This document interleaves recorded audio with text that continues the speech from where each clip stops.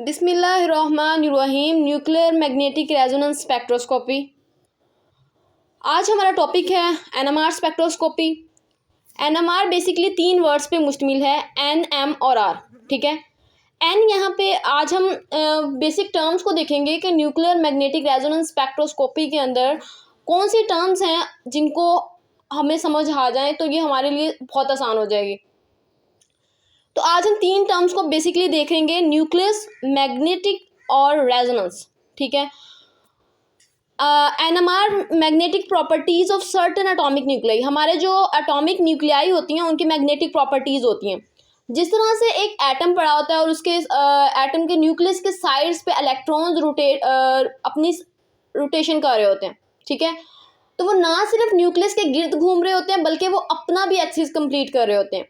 जिस तरह से ज़मीन जो है सूरज के गिर्द घूमती है, तो वो सिर्फ सूरज के गिर्द नहीं घूमती, वो उसके साथ साथ अपने एक्सिस पे भी घूम रही होती है, जिससे हमारे दिन रात बनते हैं और हमारे मौसम के अंदर चेंजिंग्स आती हैं।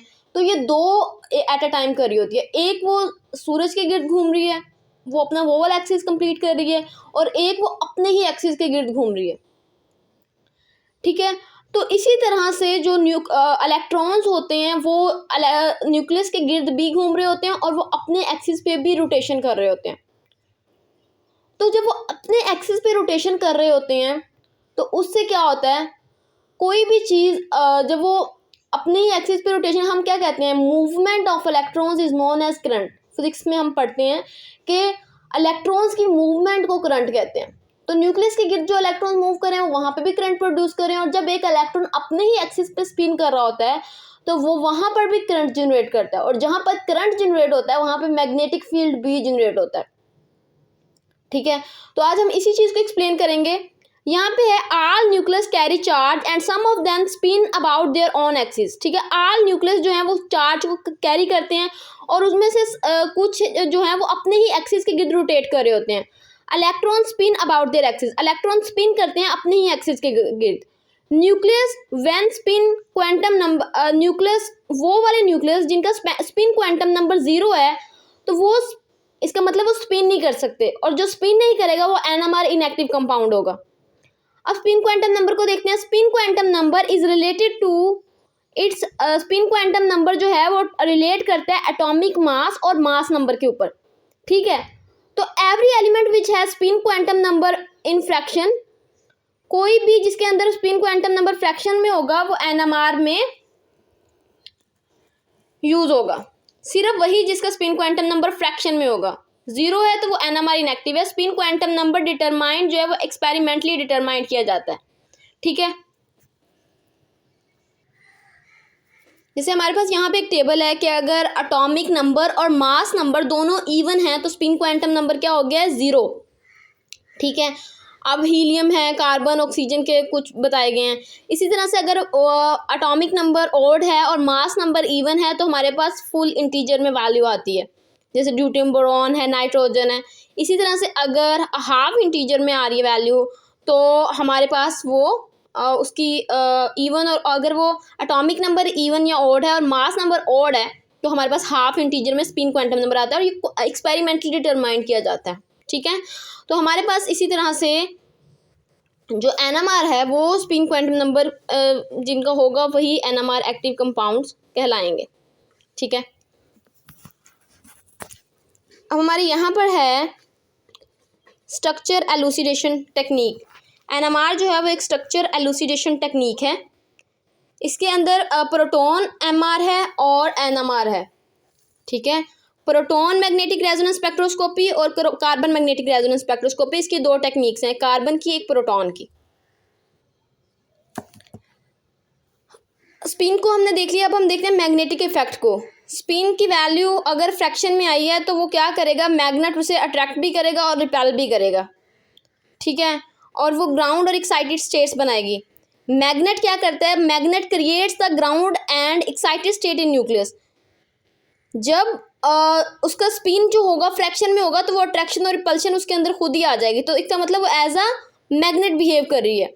और मैग्नेट क्या करता है, वो ग्राउंड और एक्साइटेड स्टेट बनाता है न्यूक्लियस की। अब आप देखिए spinning charge constitute electric current which generates magnetic dipole. Spinning जब एक चार्ज स्पिन करता है, वो चार्ज पॉजिटिव भी हो सकता है, वो चार्ज नेगेटिव भी हो सकता है। जब भी वो चार्ज स्पिन करेगा तो वो क्या करेगा, अपने इर्द गिर्द वो जब चार्ज स्पिन करेगा तो वो इलेक्ट्रिक करंट जनरेट करेगा। इलेक्ट्रिक करंट समझो इस तरह से जनरेट हो रहा है, तो उसकी साइड्स पे मैग्नेटिक फील्ड, मैग्नेटिक डाइपोल बनेगा। हम लोगों ने थंब रूल पढ़ा था, जिसमें हम लोग अपने हैंड्स को ऐसे करते थे, फिजिक्स में था इस तरह से, ठीक है। ये जो चीज़ है ना, समझो ये जो है ये स्पिन है, इलेक्ट्रॉन्स ऐसे मूव कर रहे हैं, ठीक है। तो उनके इस तरह से करंट जनरेट होता है बिल्कुल ऊपर वाली साइड पे ऐसे। तो उस करंट से क्या होता है, मैग्नेटिक फील्ड जनरेट होता है। तो स्पिनिंग न्यूक्लियस क्या कर रहा है, as a tiny magnet behave कर रहा है। As spinning charge generates a magnetic field. जब जिस चार्ज स्पिन करेगा तो एक मैग्नेटिक फील्ड जनरेट करेगा।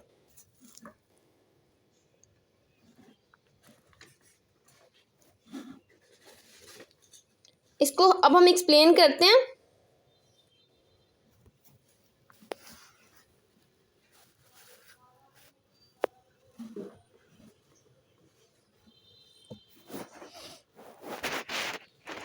ये हमारे पास न्यूक्लियर मैग्नेट है अलोंग एक्सिस, स्पिन एक्सिस, ठीक है। Nuclear magnet along spin axis, तो वो मैग्नेटिक मोमेंट जनरेट कर रहा है। अब आप यहाँ पे देखें, एक आपके पास क्या है, ये कोई भी एटम ले लेंगे, उसका न्यूक्लियस है, ठीक है, उसका साउथ पोल है और उसका नॉर्थ पोल है, ठीक है। अब क्या होगा, यहाँ पर करंट जनरेट होता है, ये जो बिल्कुल ऊपर जा रहा है ये करंट जनरेट हो रहा है, और उसकी साइड्स पे मैग्नेटिक फील्ड जनरेट हो रहा है। ये उसकी जो साइड्स हैं यहाँ पे क्या जनरेट हो रहा है, मैग्नेटिक फील्ड जनरेट हो रहा है। अब हम क्या करते हैं, हम इधर से NMR मतलब फ्रीक्वेंसी भेजते हैं, ठीक है। ये रेडिएशन ये आ रही है रेडिएशंस, और इसकी अपनी एक फ्रीक्वेंसी है, ये इसकी है फ्रीक्वेंसी, ठीक है। ये समझो ये जो रेडिएशन आ रही है, ये जो मैंने ऐसे करके एरो शो किया हुआ है रेड कलर में, ये उसकी अपनी फ्रीक्वेंसी है, ठीक है। और ये जो यहाँ पर है ये इसकी फ्रीक्वेंसी है, ये इसकी फ्रीक्वेंसी है, ये इसकी फ्रीक्वेंसी है, ठीक है। जो रेडिएशन आ रही है ये उसकी फ्रीक्वेंसी है, ये न्यूक्लियस की फ्रीक्वेंसी है। न्यूक्लियस ने वो फ्रीक्वेंसी अपने गिर्द, मैग्नेटिक फील्ड ने एक फ्रीक्वेंसी की है जिसे हम प्रोसेशनल फ्रीक्वेंसी कहते हैं। अब जो रेडिएशन आ रही है वो वहाँ डिफरेंट मेगाहर्ट्ज़ की होगी जो हम भेज रहे हैं, लेकिन जब स्पेशल वो वाली जिसकी ये वाली फ्रीक्वेंसी इसकी इस फ्रीक्वेंसी से मैच कर देगी, मतलब ये वाला एरो आप इस एरो के ऊपर रख दें, ये फ्रीक्वेंसी जब इस फ्रीक्वेंसी से मैच कर जाएगी उसको हम रेजोनेंस कहते हैं, उसको हम रेजोनेंस कहते हैं। अब यहाँ पर एक एग्जांपल है, ये आपके मैग्नेट का नॉर्थ पोल है, ये साउथ पोल है। इसके अंदर ये जो S और N मैंने रखा है, ये हमारे पास न्यूक्लियस है, ये उसका साउथ और नॉर्थ पोल है। यहाँ से रेडिएशन आ रही है, उस रेडिएशन की अपनी एक फ्रीक्वेंसी है, ठीक है। और जब वो फ्रीक्वेंसी इसकी फ्रीक्वेंसी से मैच करती है तो इसकी स्पिन फ्लिप हो जाती है, ठीक है। और वो अपने आप को वैसे ही अलाइन कर लेती है जिस तरह का हम उसे माहौल प्रोवाइड कर रहे हैं। हमने साउथ पोल नॉर्थ पोल ऐसे रखा है तो वो अपने आप को वैसे ही अरेंज कर लेती है। जैसे ये पहले रैंडमली अरेंज थे, जब इनके ऊपर कोई भी मैग्नेटिक फील्ड अप्लाई नहीं किया गया था, जैसे ये रैंडमली अरेंज पड़ा है। जैसे ही हम लोगों ने नीचे से उसे रेडिएशन दी और अपना मैग्नेटिक फील्ड दिया, ये मैग्नेटिक फील्ड की वेव्स आ रही हैं, ठीक है, उसकी रेडिएशन आ रही है, मैग्नेटिक फील्ड दिया, तो मैग्नेटिक फील्ड देने से वो अपने आप को अलाइन कर लेंगे। अब जिसके लिए अपने आप को अपोजिट में करना आसान, जैसे अब ये वाला है, ठीक है, ये अपने आप को बिल्कुल ऐसे सीधा अलाइन कर लेगा, लेकिन ये पहले से इस तरह पड़ा हुआ है तो ये इसको ऐसे अरेंज कर लेगा। तो मतलब हर कोई अपने आप को अलाइन कर लेगा, लेकिन ज़्यादातर अपने आप को अलाइन करेंगे in the favour of magnetic field, जिस तरह से मैग्नेटिक फील्ड है उस तरह से अरेंज करेंगे, ठीक है। पहले उनकी ग्राउंड स्टेट थी तो ज़्यादातर ने अपने आप को किस में अरेंज कर लिया, एक्साइटेड स्टेट में। मैंने इसको एक्साइटेड स्टेट क्यों कहा है, क्योंकि हम मैग्नेटिक फील्ड नीचे से प्रोवाइड कर रहे हैं, ठीक है। तो ये स्टेट्स जो हैं अल्फा स्टेट हैं, जिन्होंने अपने आप को align the magnetic field arrange किया, जैसे मैग्नेटिक फील्ड था अपने आप को वैसे ही अलाइन कर लिया है, तो ये हो गई ग्राउंड स्टेट, ठीक है। लेकिन जिन्होंने मैग्नेटिक फील्ड के अपोजिट डायरेक्शन में अपने आप को अरेंज किया उसको हम कहते हैं एक्साइटेड स्टेट, ठीक है। दो स्टेट्स होती हैं, ग्राउंड स्टेट होती है और एक एक्साइटेड स्टेट होती है। ग्राउंड स्टेट को हम अल्फा से डोनेट करते हैं और इसको बीटा से डोनेट करते हैं, और इसको आपने ऊपर वाले डायग्राम से मैच नहीं करना, ये सेपरेट लिखा गया है, ठीक है। ग्राउंड स्टेट और एक्साइटेड स्टेट को लिखा गया, ओके। फॉर स्पिन फ्लिपिंग, जब स्पिन करते हैं तो हमें क्या होती है, एनर्जी रिक्वायर्ड होती है, और वो एनर्जी कहाँ से मिलती है, जब हम उसे बाहर से प्रोवाइड करते हैं। और जब वो दोनों फ्रीक्वेंसीज एक दूसरे से मैच करती हैं तो कंस्ट्रक्टिव इंटरफेरेंस होती है। ये वाली फ्रीक्वेंसी जब इसके साथ मैच करती है तो कंस्ट्रक्टिव इंटरफेरेंस होती है, जिसको हम रेजोनेंस कहते हैं, ठीक है। अब हम चलते हैं हमारे नेक्स्ट टॉपिक की तरफ, जो कि है केमिकल शिफ्ट।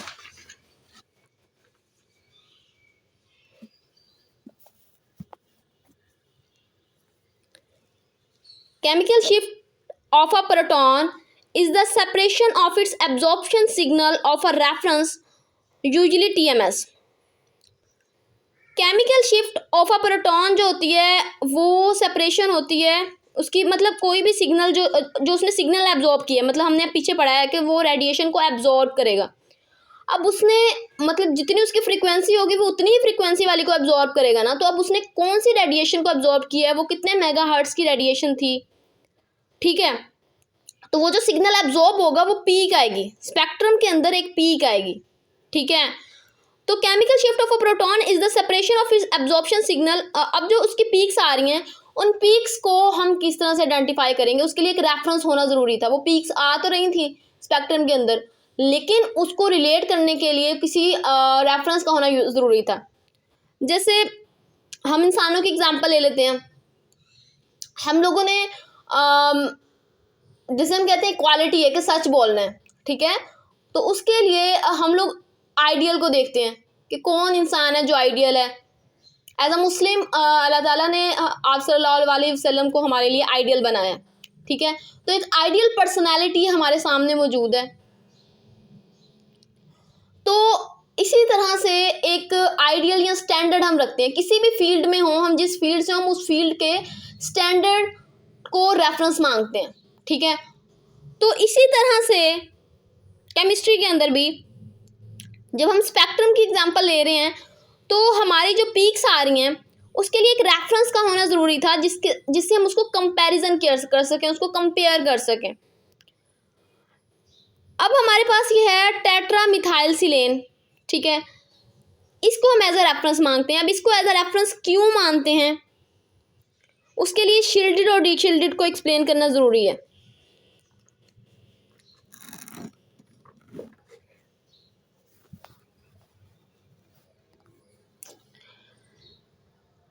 टीएमएस के अंदर 12 हाइड्रोजन होते हैं। अच्छा, डिस्टेंस फ्रॉम टीएमएस को हम डोनेट करते हैं पीपीएम से, जो उसका टीएमएस से हमारा जो सैंपल का टीएमएस से जो पीक जितनी दूर होगी उसको हम पीपीएम से डोनेट करते हैं। और टेट्रा मिथाइल का सिग्नल जो आता है वो 0 पीपीएम पे आता है, मतलब हमारा जो सिग्नल आया वो 4 पीपीएम पे आ गया, तो हमने 0 से 4 को कंपेयर किया। तो अब इसकी वैल्यू, अब हमारे पास जो होते हैं ये आप देखें, एक ये हमारे पास है न्यूक्लियस, उसके साइड्स पे इलेक्ट्रॉन्स हैं, ठीक है। इलेक्ट्रॉन्स ने उसको शील्ड किया हुआ है, उसको प्रोटेक्ट किया हुआ है। अब हम नीचे से मैग्नेटिक फील्ड जो देंगे वो हमें काफ़ी ज़्यादा देना पड़ेगा, क्योंकि उसने शील्डेड किया हुआ है, तो अंदर वाली चीज़ को महसूस करवाने के लिए हमें बहुत ज़्यादा मैग्नेटिक फील्ड देना पड़ेगा। एज़ कम्पेयर जहाँ पे इलेक्ट्रॉन्स ने घेरा हुआ नहीं है, वहाँ पे हम जितना उसे रिक्वायर्ड होगा वो उतना लेके एक्साइटेड स्टेट में चला जाएगा, लेकिन इसको एक्साइटेड स्टेट में भेजने के लिए बहुत ज़्यादा देना पड़ेगा। तो ये हमारे पास होती है शील्डेड, और इसको कहते हैं डी शील्डेड, जिसको इलेक्ट्रॉन्स ने नहीं घेरा हुआ। मतलब कोई इलेक्ट्रॉन नेगेटिव एटम साथ लगा हुआ है, उसने सारे इलेक्ट्रॉन्स खींच लिए हैं, तो वहाँ पे इलेक्ट्रॉन्स नहीं होंगे। लेकिन एज़ कम्पेयर जो बाकी हैं उनके पास इलेक्ट्रॉन्स होंगे, या कोई डोनेटिंग ग्रुप लगा हुआ है तो वो उनको और ज़्यादा इलेक्ट्रॉन दे रहा होगा। इलेक्ट्रॉन जितने ज़्यादा होंगे वो उसको उतना ज़्यादा शील्डेड करेगा, तो जितना वो शील्डेड होगा उतना ही हमें मैग्नेटिक फील्ड देना पड़ेगा, ठीक है। और स्पेक्ट्रम शुरू होता है, पहले स्पेक्ट्रम दिखाती हूँ मैं, ये नीचे स्पेक्ट्रम है। स्पेक्ट्रम इस साइड से शुरू होता है, यहाँ पे 10 वैल्यू होती है, 10 होती है, 9 होती है, 8 होती है, 7 होती है, 5 होती है, 4 होती है, 3 होती है, 2 होती है, 1 होती है और फिर 0। तो 10 वाली साइड से वो शुरू होता है, मतलब 10 से लेके जो 5 तक रीजन होती है वो डी शील्डेड होती है, क्योंकि उस रीजन में हमें कम लगाना पड़ रहा है फील्ड। लेकिन उससे आगे जो रीजन है वहाँ पर हमें फील्ड बहुत ज़्यादा लगाना पड़ रहा है, उस रीजन को शील्डेड कहेंगे। इस साइड वाली को 5 से 10 डीशील्डेड और 5 से 0 शील्डेड, ठीक है। इफ वैल्यू क्लोज टू टेट्रामिथाइलसिलेन तो वो शील्डेड होगी, और जो अवे फ्रॉम टीएमएस होगी वो डीशील्डेड। टीएमएस कहाँ पे है? 0 पे है, 0 से 5 शील्डेड और 5 to 10 डीशील्डेड। ये हमारे कंसेप्ट के लिए बहुत अच्छा है। अब टेट्रामिथाइलसिलेन में क्या होता है, हमने कोई स्टैंडर्ड तो ऐसा लेना था ना जिसकी वैल्यू 0 पे आती। अब इतना ज़्यादा शील्डेड हम जो है वो टेट्रामिथाइलसिलेन ही है। वो इस तरह से कि सिलेन कार्बन हमारे पास पॉजिटिव है, लेकिन सिलेन उससे भी ज़्यादा पॉजिटिव चार्ज का है। तो वो क्या कर रहा होता है, वो इनको इलेक्ट्रॉन डोनेट कर रहा होता है। तो वो इलेक्ट्रॉन डोनेशन क्या करके इनको प्रोटेक्ट करता है। उसके साइड पे 4 कार्बन है, चारों कार्बन उससे इलेक्ट्रॉन्स ले रहे हैं और वो प्रोटेक्ट हो रहे हैं, ठीक है। तो 12 हाइड्रोजन मैग्नेटिकली इक्विवेलेंट है, मतलब एक तो चारों तरफ कार्बन लगे हैं और है भी मिथाइल ग्रुप, तो इन चारों की पीक भी एक ही आएगी, क्योंकि ये सेम टाइप ऑफ प्रोटॉन है, ठीक है। मतलब एक ही तरह के इन्वायरमेंट के साथ लगे हुए हैं ना। ये तीनों हाइड्रोजन भी एक ही कार्बन के साथ हैं, ये भी एक ही कार्बन के साथ हैं, ये भी एक कार्बन के साथ हैं, ये भी एक कार्बन के साथ है, और वो कार्बन भी आगे से सिलेन के साथ लगा हुआ है। तो इसका मतलब सारे हाइड्रोजन को सेम इन्वायरमेंट मिल रहा है। इसका मतलब सारे हाइड्रोजन एक ही पीक देंगे, और वो एक पीक कहाँ पे आएगी? 0 पे आएगी, क्योंकि वो इतने ज़्यादा डीशील्डेड है, ठीक है। इस वजह से हमने इसको एज अ स्टैंडर्ड माना है। अच्छा, अब जब हम मैग्नेटिक फील्ड इंड्यूस कर रहे होते हैं, अप्लाइड मैग्नेटिक फील्ड क्या करता है? इंड्यूस करता है मैग्नेटिक फील्ड को। अप्लाइड मैग्नेटिक फील्ड इंड्यूस करता है मैग्नेटिक फील्ड को, और इंड्यूस जो होता है वो सम टाइम प्रोटेक्शन करता है और सम टाइम प्रोटेक्शन नहीं करता। Induce magnetic field some time protection करता है और सम टाइम प्रोटेक्शन नहीं करता। तो जब वो प्रोटेक्शन करता है तो हम कहते हैं ये शील्डेड है, और जब वो नहीं करता तो हम कहते हैं डीशील्डेड है। शील्डेड के आगे मजीद 2 टाइप्स हैं, लोकल डायमैग्नेटिक और मैग्नेटिक आइसोट्रोपी। इनको हम इंशाल्लाह एक्सप्लेन करेंगे आगे। अब हम स्पेक्ट्रम को देखते हैं। स्पेक्ट्रम मैंने आपको बताया ये 10 से इस साइड से स्टार्ट होता है और इस साइड को जाता है 0 की तरफ। अब स्पेक्ट्रम में क्या होता है, हमें 3 टाइप की इंफॉर्मेशन मिलती है। ये जो इसकी पीक, अब इस पूरे स्पेक्ट्रम के अंदर कितनी पीक हैं? 1 2 3 पीक हैं, ठीक है। अब वो आगे स्प्लिट हुई हैं वो अलग बात है, लेकिन 3 मेजर पीक्स हैं। तो हम कहेंगे 3 टाइप्स ऑफ प्रोटॉन, मतलब पूरे स्ट्रक्चर के अंदर जो प्रोटॉन हैं होंगे वो 3 टाइप के होंगे, मतलब वो 3 डिफरेंट इन्वायरमेंट से मिले हुए होंगे, ठीक है। अब जो पीक की इंटेंसिटी है, ठीक है, ये जो हमारे पास ऑरेंज कलर में आ रहा है, ये मैंने ऑरेंज शो किया है, मतलब ये 3 है इस तरह से, ठीक है। तो इसका मतलब है ये 3 नंबर ऑफ प्रोटॉन है, ठीक है। ये number of proton, 3 proton peak दे रहे हैं मिलके। ये वाली पीक 3 प्रोटॉन ने मिलके दी है, ये 2 प्रोटॉन ने मिलके दी है, ये भी 2 प्रोटॉन ने मिलके दी है, ठीक है। अब जो इसकी शेप होती है ना, शेप होती है वो हमें बताती है नेबरिंग प्रोटॉन के बारे में। वो भी हम इंशाल्लाह इन टर्म्स को आगे एक्सप्लेन करेंगे। इंटेंसिटी हमें बताती है, ये जो मैंने बताया इंटेंसिटी हमें बताती है नंबर ऑफ प्रोटॉन। ये इसकी इंटेंसिटी है, ये 3 में है तो इसका मतलब है ये हमें नंबर ऑफ प्रोटॉन बताती है। टाइप ऑफ पीक, 3 टाइप की पीक है, इसका मतलब है 3 टाइप ऑफ प्रोटॉन प्रेजेंट है पूरे स्ट्रक्चर के अंदर। और इस 3 टाइप्स ऑफ प्रोटॉन में ये 3 प्रोटॉन पीक दे रहे हैं, ये 2 प्रोटॉन दे रहे हैं, ये भी 2 प्रोटॉन दे रहे हैं। शेप ऑफ पीक जो होती है, जो शेप है पीक की, वो हमें नेबरिंग प्रोटॉन के बारे में बताती है। ये तो अभी ग्राफ इतना अच्छा नहीं बनाया गया, वरना शेप ऑफ पीक को भी हम एक्सप्लेन करते हैं यहाँ पे। इंशाल्लाह नेक्स्ट हम इसको एक्सप्लेन करेंगे। अब हम नेक्स्ट की तरफ चलते हैं।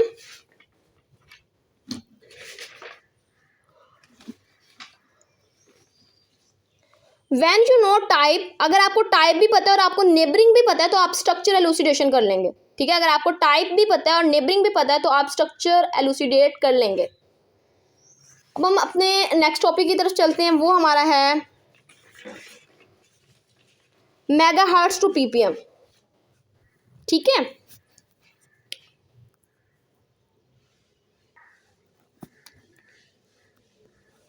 अब हमारे पास जो ग्राफ आता है, हम मैग्नेटिक फील्ड देते हैं वो हम मेगाहर्ट्ज में दे रहे होते हैं। अगर हम मेगाहर्ट्ज को इंक्रीज करेंगे तो इंस्ट्रूमेंट की एफिशिएंसी इंक्रीज होती है, ठीक है। मेगाहर्ट्ज़ को इंक्रीज करने से एफिशिएंसी इंक्रीज होती है। जैसे कि मैंने एक 60 मेगाहर्ट्ज़ पे बनाया हुआ है, तो अल्फा और जो बीटा है उनके दरमियान डिफरेंस कम है, लेकिन जो मैंने 100 पे लिया है, ये मैंने 100 पे लिया है, तो 100 पे अल्फा और बीटा के दरमियान डिफरेंस क्या हो चुका है, ज़्यादा हो चुका है, एनर्जी गैप इंक्रीज हो गया है। तो गैप इंक्रीज हो गया है तो एफिशिएंसी क्या हो गई, बढ़ गई है। ठीक है। एट लो पे values are not resolve well, कम मैग्नेटिक फील्ड पे वैल्यू इतनी अच्छी रिजॉल्व नहीं होती जितनी हाई पे होती है। हाई पे जो क्लोज हाइड्रोजन होते हैं वो भी डिफरेंशिएट होकर दिखाते हैं। ठीक है, क्योंकि गैप बढ़ जाता है अल्फा बीटा के अंदर। तो जैसे ही आप अप्लाइड मैग्नेटिक फील्ड को ज़्यादा करते हो तो tiny magnet of proton attach to field ज़्यादा हो जाता है। ठीक है, अप्लाइड मैग्नेटिक फील्ड ज़्यादा करेंगे तो जो टीनी मैग्नेट बने हुए प्रोटॉन हैं, फील्ड के साथ अटैच हैं, वो और ज़्यादा हो जाएंगे, तो मैग्नेट ज़्यादा होंगे और अल्फा बीटा के दरमियान जो डिफरेंस है वो ज़्यादा हो जाएगा। स्पिन फ्लिप जो होती है वो रेजोनेंस की वजह से होती है। ठीक है, कन्वर्जन होती है वो अल्फा और बीटा के अंदर चेंज होती है। तो अब जब आप मैग्नेटिक फील्ड को ज़्यादा करेंगे तो इनके दरमियान जो गैप ऑफ एनर्जी है वो बढ़ जाएगा। ठीक है, वो बढ़ जाता है। तो इसलिए जो 60 पे हम लेते हैं वो इतना एफिशिएंट नहीं होता जितना 100 पे होता है। लेकिन अब हो क्या रहा था, कुछ इंस्ट्रूमेंट 60 पे थे, कुछ 100 पे थे, तो जब उनकी वैल्यूज आती थी वो वैल्यूज चेंज आती थी। ठीक है, मतलब ये एक वैल्यू 240 पे दे रहा है, ये वही वैल्यू को 500 पे देगा। 100 पे वो डिफरेंस बढ़ जाता, तो फिर कंपैरिजन करना और साइंटिस्ट के लिए रिसर्च करना, रिसर्च में मेंशन करना मुश्किल हो जाता था इन चीज़ों को। तो उन्होंने एक बहुत इजी मेथड यूज़ किया। उन्होंने क्या किया कि फ्रीक्वेंसी जो एब्जॉर्ब हो रही थी उसको यूनिट चेंज कर दिया। पहले वो हर्ट्स में आती होती थी, उन्होंने उसको चेंज करके पीपीएम में कर दिया। मतलब पहले आती थी टाउ स्केल में, जो टाउ स्केल था ना उसको आप टी से डोनेट करते थे। मैं आपको उसका सैंपल भी दिखाती हूँ थोड़ी देर तक। जो टाउ है ना उसकी वैल्यू समझे, वहाँ पे आप देखें कि जो टेट्रा मिथाइल सिलेन था उसकी वैल्यू 10 पे आती थी। ठीक है, अब तो वो 0 पे आ रही है, तो इसका मतलब हमारे लिए वो इतना इफेक्टेड भी नहीं है स्पेक्ट्रम के अंदर। लेकिन उस टाइम पे टाउ में उसकी वैल्यू 10 पे आती थी, तो हमें जो ओरिजिनल वैल्यू आती थी ना पीक, उसमें से 10 माइनस करना पड़ता था टीएमएस की। तो ये भी काफ़ी इशू था। और फिर ये वाला इशू भी था जो कंपैरिजन करने वाला था। तो साइंटिस्ट ने पीपीएम में चेंज किया। ठीक है, पहले हम पीपीएम को थोड़ा देख लें, फिर हम पीपीएम की इंपॉर्टेंस पढ़ते हैं कि क्यों पीपीएम में चेंज किया गया। ये हमारे पास है, अब हमारा जो यूनिट है वो ये वाला यूनिट है, और हम उसको पीपीएम केमिकल शिफ्ट का ये यूनिट है, और केमिकल शिफ्ट पीपीएम में काउंट की जाती है। और वो था frequency in hertz by frequency tetramethylsilane. Tetramethylsilane की 0 होती है, लेकिन दूसरे में ये 10 होती है। और नीचे वी नॉट, आपने जितनी मैग्नेटिक फील्ड अप्लाई करें, 60 मेगाहर्ट्ज अप्लाई करें या 100 मेगाहर्ट्ज अप्लाई करें, उसको आप यहाँ पे माइनस मेगाहर्ट्ज में लिखेंगे। ठीक है, V naught minus megahertz multiply 10 raise की पावर 6। ठीक है, ये सारा फार्मूला है इसका। अब हम इसकी इंपॉर्टेंस को देखते हैं। ये पीएमआर के स्पेक्ट्राज हैं 112 ट्राइक्लोरोप्रोपेन के। ठीक है, ये मैंने ऊपर स्ट्रक्चर भी लिख दिया। इसका CH3 है, मतलब CH3 हमारे पास एक टाइप के प्रोटॉन है, क्योंकि वो जिस कार्बन के साथ अटैच है उस कार्बन के साथ 2 क्लोरीन है। कार्बन जिस कार्बन के साथ अटैच है उस कार्बन के साथ 2 क्लोरीन है, और उस कार्बन के साथ 3 हाइड्रोजन है। इसका मतलब ये तीनों हाइड्रोजन एक ही पीक देंगे। और यहाँ पे CH2 है, वो 3 क्लोरीन के साथ अटैच है, तो ये अपनी सेपरेट पीक देगा। एक type of proton, 2 type of proton, मतलब स्पेक्ट्रम के अंदर 2 पीक्स आएंगी। ठीक है, अच्छा, तो जब ये लिया गया 60 मेगाहर्ट्ज पे, इसकी पीक्स ली गई 60 मेगाहर्ट्ज पे, तो हमें पता है ये वाला CH3 जो है ये प्रोटेक्टेड है एज कम्पेयर टू CH2 के, क्योंकि ये 3 क्लोरीन के साथ अटैच है, ये 2 क्लोरीन वाले के साथ अटैच है। तो ये जो है वो डी शील्डेड है, तीनों ने उससे इलेक्ट्रॉन्स खींचे हुए हैं। तो वो ये डी शील्डेड की तरफ इसकी पीक आएगी CH2 की, और इसकी CH3 की जो आएगी वो शील्डेड की तरफ आएगी। ये हमने देख के ही पता चल गया। ठीक है, तो हमें पता चल गया ये CH3 की पीक है, ये CH2 की पीक है। अब जब देखा गया तो CH3 की जो पीक थी वो 134 हर्ट्ज पे आ रही थी, और जो CH2 की पीक थी वो 240 हर्ट्ज पे आ रही थी। ठीक है, लेकिन जब 100 मेगाहर्ट्ज के अंदर इसको किया गया तो CH3 223 हर्ट्ज पे आ रही थी, और ये 400 हर्ट्ज पे आ रही थी। लेकिन इसकी एफिशिएंसी ज़्यादा थी 100 वाले की, और हमने 100 वाले को यूज़ करना था। तो लेकिन कहीं पे 60 भी यूज़ हो रहा है, कहीं पे 100 भी यूज़ हो रहा है। अब इन फ्रिक्वेंसीज के अंदर डिफरेंस था, लेकिन फिर साइंटिस्ट ने एक यूनिट पीपीएम चेंज किया। पीपीएम के लिए एक फार्मूला लगाना पड़ता था जिससे दोनों की वैल्यू सेम आ जाती थी। अब हम इसी को देखते हैं। ये आप देख सकते हैं कि जब 60 मेगाहर्ट्ज़ थी हमारे पास, 60 मेगाहर्ट्ज़ है, उसमें 240 आई है वैल्यू, ठीक है, 240 माइनस 0/60 करके किया गया, तो एंड पे जो आया वो 4.0 ppm आया, ठीक है। इसी तरह से उसी की 100 उसकी 100 यहाँ पे 240 थी, लेकिन 100 वाले में उसकी 400 आ रही थी, लेकिन जब वैल्यू ppm वाले फार्मूले में लगाई तो इसका भी 4 ppm आया, मतलब यूनिट सेम आए दोनों के। इसी तरह से 60 का किया तो 60 का भी इसी तरह से आया, ठीक है। और 60 में 134 थी, यहाँ पर 223 थी, लेकिन जब फार्मूले के अंदर किया तो दोनों की 2.23 ppm आया।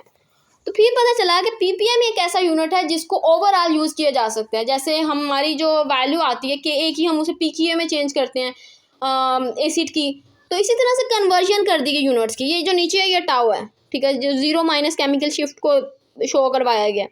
तो वो एक बहुत बड़ी प्रॉब्लम थी हमारे लिए, और साइंटिस्ट ने इस प्रॉब्लम को आसान कर दिया, ppm में चेंज कर दिया, ठीक है। तो ये इसकी कन्वर्जन थी कि क्यों इसकी ज़रूरत महसूस हुई। होप्स हो कि आप लोगों को आज के कंसेप्ट समझ आए होंगे, और ये बहुत इंपॉर्टेंट हैं। आप कमेंट बॉक्स के अंदर अपनी पूछ सकते हैं, क्वेश्चंस पूछ सकते हैं इससे रेलिवेंट, इंशाल्लाह। खुदा हाफिज़।